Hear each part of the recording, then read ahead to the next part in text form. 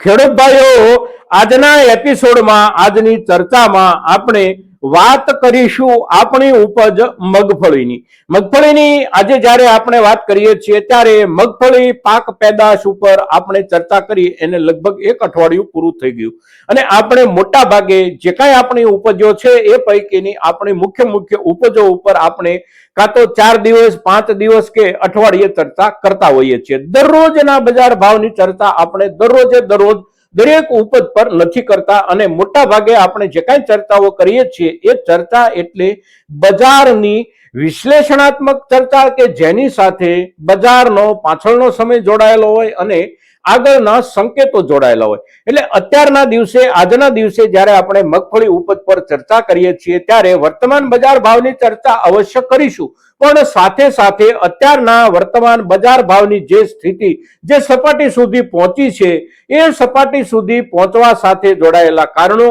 અને હવે પછી આવનારા સમયમાં આ સપાટીથી આપણી મગફળીના બજાર ભાવની સ્થિતિ આગળ વધે, અહીંયા સ્થિર થઈ જાય કે આમાં ઘટાડો આવે અને આ બધામાં પણ કયા વર્ગમાં કેવી સ્થિતિ બને, કયા સમયે કેવી સ્થિતિ બનવાની સંભાવનાઓ અને શક્યતાઓ બજારના અત્યારના ધોરણે બની રહી છે, આ મુદ્દાઓની જ્યારે ચર્ચા કરીએ છીએ ત્યારે આજના આપણા મગફળી પરના એપિસોડમાં આપ સૌ દર્શક મિત્રો અવશ્ય બન્યા રહેજો।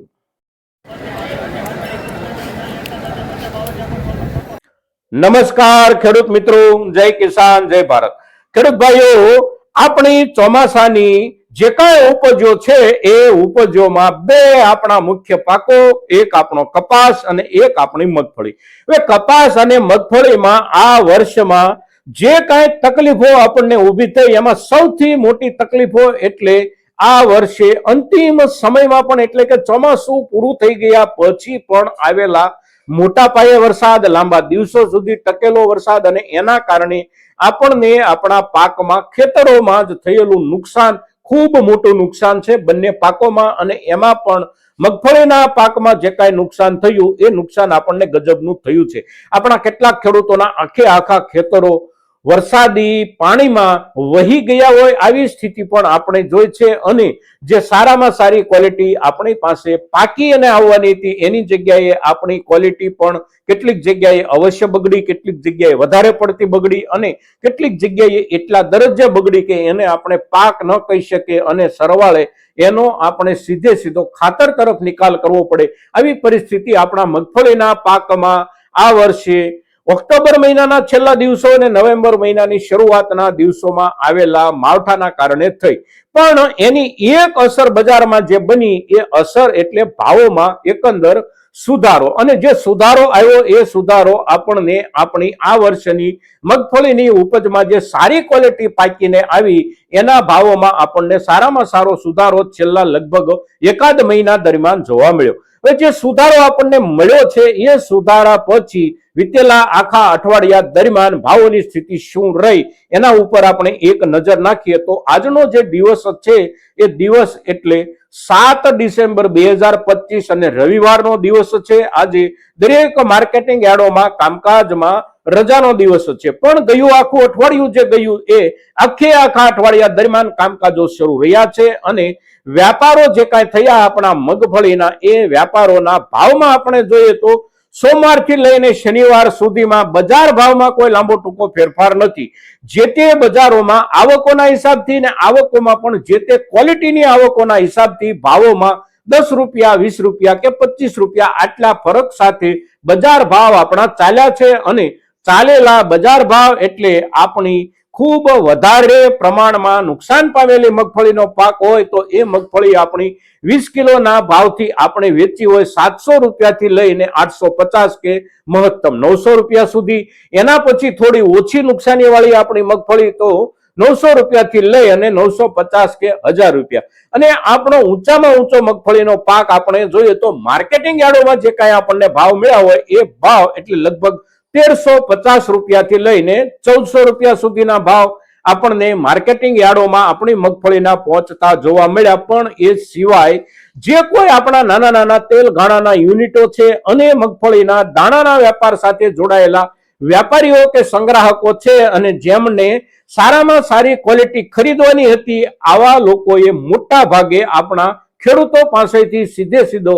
એમના ઘરેથી કે ખળેથી જ મગફળીનો જથ્થો ખરીદ્યો છે અને સારો જથ્થો, સારું ઉત્પાદન જેમની પાસે બચ્યું હતું આ વર્ષેની સિઝનમાં, આવા ખેડૂતોએ ભાવ ઠીક પ્રમાણમાં એનાથી પણ આગળ મેળવ્યા છે. એટલે કે કોઈની મગફળી 1500 રૂપિયા સુધી પણ વેચાઈ હોય અને કોઈની 1550 રૂપિયા સુધી પણ વેચાઈ હોય, આવા ખેડૂતો છે. અને એમણે જે ક્વોલિટી જાળવી રાખી હતી એ જળવાયેલી ક્વોલિટીના પરિણામે અને ક્વોલિટી કટોકટી આ વર્ષમાં જે કાંઈ છે બજારમાં, એના કારણે બજાર ભાવ અહીં સુધી આપણને મળ્યા છે. હવે અત્યારે આ જે પરિસ્થિતિ છે, આ પરિસ્થિતિમાં આગળના સમય માટે, એટલે કે આવતું અઠવાડિયું જે કાંઈ કાલથી શરૂ થવાનું હોય એ અઠવાડિયું આપણે જોઈએ કે ત્યાર પછીનું અઠવાડિયું જોઈએ, તો નજીકના સમયગાળામાં આપણા મગફળીના બજાર ભાવની સ્થિતિમાં ફેરફારોની સંભાવનાઓ કેટલી અને શક્યતાઓ કેટલી, તો અત્યારે જ્યાં ભાવો પહોંચ્યા છે આ જગ્યાએથી ભાવોને આગળ જવા માટે હવે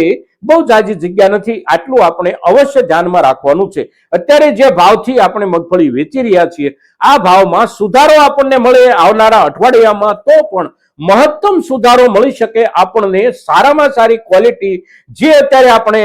1350 થી ઊંચા ભાવથી વેચી રહ્યા હોઈએ, આ પ્રકારની ક્વોલિટીમાં પણ સુધારો મળે તો મહત્તમ 25 થી 30 રૂપિયા સુધીનો એકાદ અઠવાડિયામાં સુધારો કદાચ મળી શકે. પણ ત્યાર પછીના જે કાંઈ ક્રમ હોય આપણા ક્વોલિટીના હિસાબથી, તો દરેક ક્રમમાં ક્રમ વાઇઝ 10-15 રૂપિયા 20 રૂપિયા આ પ્રમાણે સુધારો બની શકે, પણ એનાથી વધારે સુધારાની શક્યતા હવે મગફળીના અત્યારના બજારના લેવલ પ્રમાણે દેખાતી નથી. હવે ભાવમાં સ્થિરતા બની રહે તો સ્થિરતાની સંભાવના સૌથી વધારે છે, કારણ કે અત્યારે બજારમાં આપણે જોઈએ તો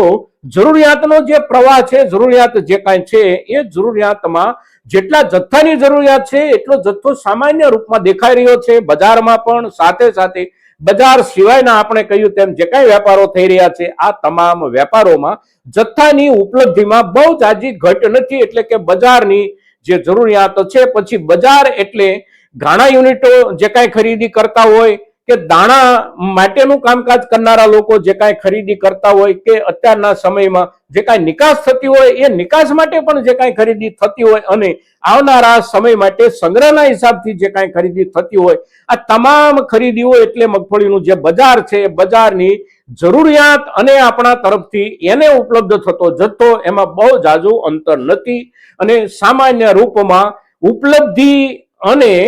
નિકાલ આ બંને સમાન ધોરણે ચાલી રહ્યા હોય એવું વિતેલા અઠવાડિયા દરમિયાન જોવા આપણને મળ્યું છે. અને તેથી બજારમાં ભાવોની સ્થિરતાની સંભાવના સૌથી વધારે છે. હવે ભાવોમાં ઘટાડાની શક્યતાઓની સંભાવનાઓ કેટલી, તો આવતું અઠવાડિયું આપણે જોઈએ કે ત્યાર પછીનું અઠવાડિયું જોઈએ, એકાદ બે અઠવાડિયામાં ભાવોમાં બહુ મોટા ઘટાડાની શક્યતા એકેય બાજુથી નથી. એટલા માટે કે આપણે ત્યાં ગુજરાતમાં ગુજરાત સરકાર તરફથી ખરીદી શરૂ છે. સાથે સાથે રાજસ્થાનમાં પણ આપણી જેમ જ મગફળીનું ઉત્પાદન આ વર્ષમાં ઘણું વધારે છે, પણ રાજસ્થાનની સરકારે પણ પોતાને ત્યાં મગફળીની ખરીદીની શરૂઆત કરી છે. મધ્યપ્રદેશમાંથી આસપાસના વિસ્તારો એટલે કે આપણા ગુજરાતમાં અને રાજસ્થાનના બજારોમાં મગફળી પૂરતા પ્રમાણમાં જઈ રહી છે. અને તેથી અત્યારના સમયમાં બીજું કોઈ આકસ્મિક કારણ ઊભું ન થાય તો ભાવોમાં ઘટાડાની શક્યતા લગભગ નહીવત છે એવું આપણે સમજી શકીએ અને એ જ ધોરણે આપણે વિચારી શકીએ. સામાન્ય રૂપમાં સૌથી સારી સ્થિતિ રહેવાની સંભાવના એટલે બજાર ભાવ ટકી રહેવાની સંભાવના, વધારાની સંભાવના સામાન્ય રૂપમાં, ઘટાડાની સંભાવના બિલકુલ ઓછી, સિવાય કે કોઈ આકસ્મિક કારણ. અને આકસ્મિક કારણ એટલે કે સરકારી ખરીદી જે ચાલી રહી છે એ સરકારી ખરીદીમાં ક્યાંક ગંભીર ગોટાળો ઉભો થાય અને એ ગોટાળાના કારણે એ દિશામાં જતી આપણી મગફળી જો અટકી જાય તો એની અસર નીચે બજારમાં ભાવોમાં આપણને ઘટાડાની એક દિશા અવશ્ય જોવા મળી શકે. પણ આપણે એવું ઈચ્છીએ કે સરકાર આપણી પાસે અત્યારે જે ખરીદી કરી રહી છે એ ખરીદી હમણાં કમસે કમ એકાદ 1.5 મહિનો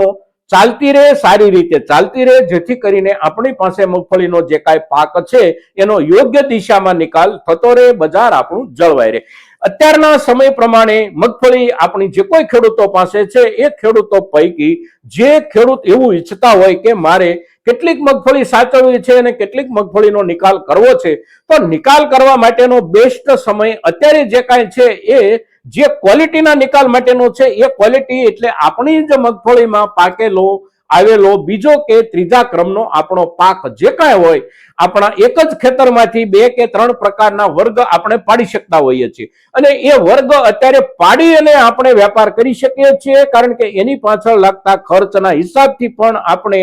એને પોષણક્ષમ ગણી શકીએ અવશ્ય, કારણ કે સારામાં સારી અને ખૂબ સારી ક્વોલિટી જો આપણે અલગ કરી શકીએ તો એના જે ભાવો અત્યારે મળી રહ્યા છે અને આગળના સમયમાં પણ એમાં સારી રીતે સુધારાની શક્યતાઓ અને સંભાવનાઓ જ્યારે છે ત્યારે આપણે આપણી પાસે પાકેલા ઉત્પાદનમાંથી કેટલોક માલ વેચવા માંગતા હોઈએ તો સીધો આપણે ઢગલાના ભાગ પાડીને વેચી દઈએ, એની જગ્યાએ આપણે વર્ગીકરણ કરી અને જો વેચવાનું વિચારીશું તો બીજા કે ત્રીજા ક્રમનો પાક વેચવા માટે અત્યારે બજારની સ્થિતિ સારી છે અને એ સારી બજારની સ્થિતિના હિસાબે આપણે બીજા ત્રીજા ક્રમના માલને અત્યારે નિકાલ કરી શકીએ છીએ. ઠીક પ્રમાણમાં આપણને વળતર લાયક ભાવ અત્યારે બજારમાં મળી શકે એવી બજારની સ્થિતિ છે. સાથે આપણે સંગ્રહિત રાખવા માટે જે સારી ક્વોલિટી કે સારામાં સારી ક્વોલિટી આપણે અલગથી કરીએ છીએ તો એમાં 2-3 ફાયદાઓ આપણને અવશ્ય થાય છે. એક ફાયદો, ખૂબ સારી ક્વોલિટી હોવાના કારણે આગળના સમયમાં પણ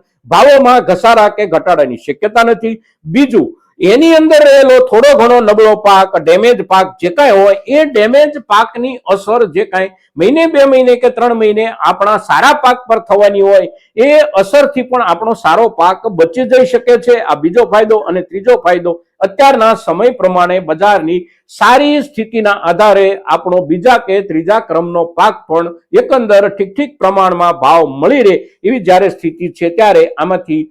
લાભના હિસાબથી આપણે વિચારીએ તો પણ અને અત્યારની આપણી આર્થિક જરૂરિયાતના હિસાબથી વિચારીએ તો પણ બીજા ત્રીજા ક્રમના માલનો આપણે અવશ્ય નિકાલ કરીએ. મિત્રો, મગફળીના પાક પર વીતેલા સપ્તાહ દરમિયાનની સ્થિતિ અને છેલ્લા દિવસની બજાર ભાવની સ્થિતિ સાથે ગયા અઠવાડિયાના આધારે આવકો, વ્યાપારો, જરૂરિયાતો આ ત્રણેય મુદ્દાઓના આધારે આવનારા દિવસોમાં આપણી મગફળીના બજારની સ્થિતિ કેવી રહી શકે, સંકેતો શું છે, એના પર જ્યારે ચર્ચા કરીએ છીએ ત્યારે મગફળી જેવા આપણા ખૂબ અગત્યના પાક અને